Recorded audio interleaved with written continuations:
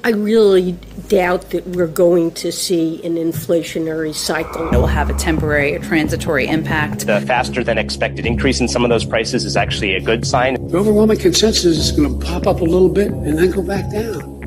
No one's talking about this great, This is something that will settle down. Transitory. Most of the price increases we've seen were expected and are expected to be temporary. It's highly unlikely that's going to be long-term inflation that's going to get out of hand. I don't know anybody who's worried about inflation. Over the last couple of months, we actually saw it trended downward. President Biden's chief of staff, Ron Klain, enthusiastically retweeted an economist who had said in part most of the economic problems we're facing, inflation, supply chains, etc., are high-class problems. The number one thing that the president can do is help get COVID under control.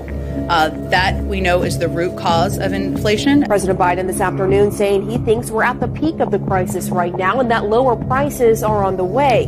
The inflation has everything to do with the supply chain. Make no mistake, inflation is largely the fault of Putin. If you want to get rid of inflation, the only way to do it is to undo a lot of the Trump tax cuts. Our inflation rates are lower than other nations in the world. The inflation we're seeing is due to the pandemic. When inflation hit a new high last week, the administration of President Biden called the numbers out of date. I just want to say a number. 0. Today, we received news that our economy had 0% inflation. When I hear people talk about inflation, as I heard him there, we have to change that subject. Inflation is a global phenomenon.